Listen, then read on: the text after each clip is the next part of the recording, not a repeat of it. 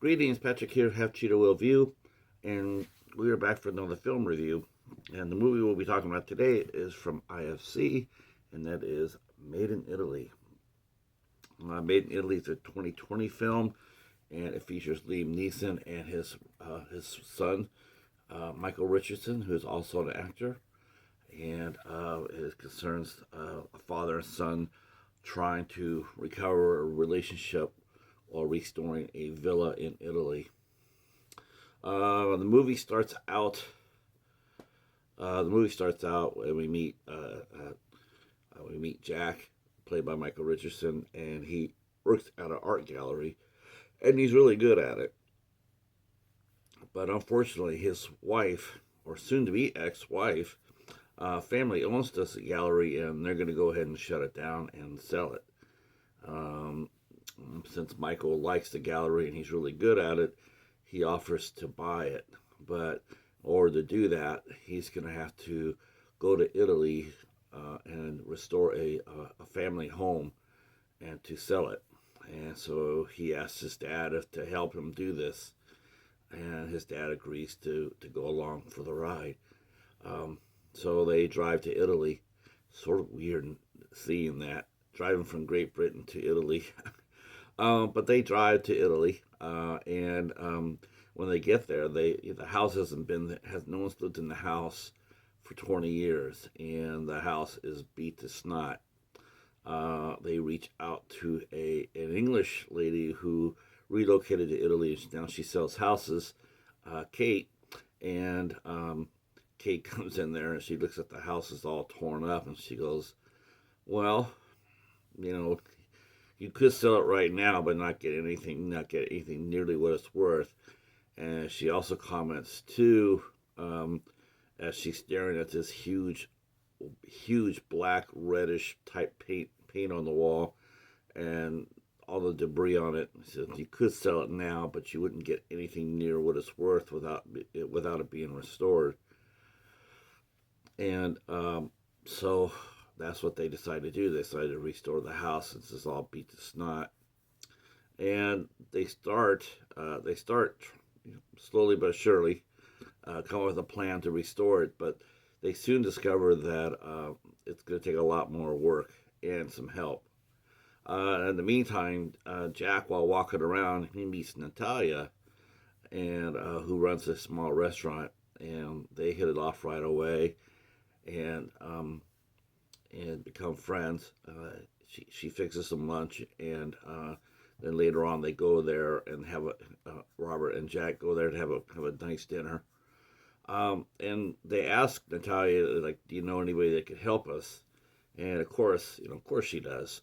And so soon enough, we see the father and son. They're working with craftsmen to restore the house. Now, the money it comes to fix the house isn't explained, but Robert was a well-known artist back in the day, but unfortunately, his wife died and left the house to him. But he has a little bit of money left because it's going to take a little bit to restore the house. Um, and then we see the father and son slowly taking steps. Um, though the son seems to be a lot more bitter toward his dad. Um, as he tells Natalia, he doesn't really have any childhood memories. He doesn't really have anything to draw on. And later on, he finds that Robert has almost built like not a shrine, so to speak, but he has in a small building outside the house. He has he has kept a lot of mementos of his wife and son, and the son is this is the first time he's seen it, and he's just devastated. He says, "My whole childhood's locked up in here," and Robert explains that he tried to try to keep him from the pain. It's a noble gesture, but one that he probably should have revisited when Jack was old enough to deal with it. Um, and of course, that causes a little bit of a bitter rift, even more. though they still, but they tried. They tried, and they worked toward, through that. Um, but then Robert is he's having second thoughts about selling. He doesn't want to sell, and of course that the whole meaning of the whole meaning of the trip was to do that. So Jack he gets angry about that, and he goes home. He doesn't think it's gonna work out. Um, and then his father travels behind him, and they have a heart-to-heart talk. About why Robert really never was there when Jack was running the gallery. He was really hurt that his dad never came out to the gallery to watch him shine. And he's when his dad says, "Well, your wife told him not to come, to keep him away, to because it would distract Jack." And so Jack realizes his wife really never loved him at all, and so he makes a decision about the gallery, and then he makes another decision regarding what's he going to do about his relationship with Robert and Natalia. All right, so this film is beautiful. Definitely, definitely, definitely beautiful. It's really something else in the fact that they're real life father and son, and the fact that her mother did die early in a tragedy, in an accident. The mother was Natasha Richardson, and she died in 2009.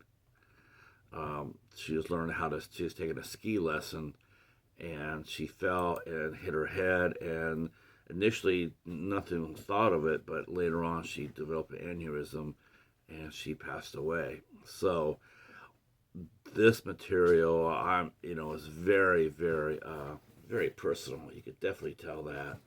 The cinematography was done by Mike Ely. Just absolutely captures Italy at its finest. Beautiful, beautiful pictures. The camera work is excellent. Um, the script is it's emotional. And Jack Micheal Richardson does a really nice job, and I think most people are going to be really surprised to see Liam Neeson in a drama. He can do drama. If anybody's ever seen Kinsey, there's a good example right there. Um, but he's been known for more action movies like Taken and Walk Among the Tombstones and what have you. That people forget that he can do drama and do it very well. And the scenes where he and Micheal Richardson have to be emotional doesn't really feel like acting. It feels like they're in the moment, and that really elevates the picture. Um, the supporting cast, which is mostly who is Kate, and an English actor named Lindsay Duncan, who's done a ton of things. She plays Kate, the real estate, and she is sassy as hell. Really liked her character quite a bit. I thought she was great. And then Valeria Bailio, she plays Natalia, and she's beautiful, and she has a great look about her, and her and Micheal Richardson definitely had a lot of chemistry together, which is really important. And also, what's really important too is that it doesn't seem forced, like Michael and Liam. It's all natural. I mean, it's just there's not a forced moment in the movie between the two of them. There's a little subplot that goes nowhere. It messes it on the back of the movie, the back of the DVD, but nothing happens. There's no hint or anything about anything, like a third party coming in. I mean, Natalia has an ex-husband that seems to be nosing around just a little bit too much, but nothing goes with it. They don't develop that plot line. It's just In fact, the last time we see the ex-husband, he's with their daughter, and Jack comes around, sees them, all three of them together, and seems to be having a good time, and he gets a little upset, he gets a little jealous of that, but Natalia tells him that that she has to maintain some sort of relationship with him because of their daughter, which is understandable. So that's the closest thing that you get to any dramatic action or anything like that. It does have its comedic moments. It's described as a comedy. I didn't see this as a comedy at all. It had a couple of fun moments. I mean, definitely Lindsay Duncan Kate is a comic relief, but she's not. She only has a few scenes, and this is a dramatic film and a very well made one at that. So hats off to the film's director, um, who also directed the film and wrote it, and that was James D'Arcy. All right, well that is it for us. If you have seen Made in Italy here on Dollar Theater, I forgot to mention that, right? This is Dollar Theater, by the way. Um, which is an ongoing series. It was started by our good friend Hobbs Horror, where we watch and review films that we have gotten for $1.25 or less. I got my copy of Made for Italy. I got it at the library for 25 cents. It is an IFC film, so you know it's top-notch quality. Definitely one of the best films I've seen this year, even though it came out in 2020. But this is definitely one of the best films I've seen this year. The extras on here include the trailer, a behind the scenes featurette, and the audio description. So if you've seen this movie, go ahead and drop a comment. Let us know what you thought about it. What's your favorite Liam Neeson's dramatic role? I really enjoyed him in this a lot. Yeah, let us know what's your favorite Liam Neeson movie in general. And if you've seen this movie, go ahead and leave your thoughts behind in the comment section. If you're new to the channel, we do Dollar Theater every Monday, and we look forward to seeing you come by every Monday for a new review. All right, that's it for us. We'll talk to you soon. Peace.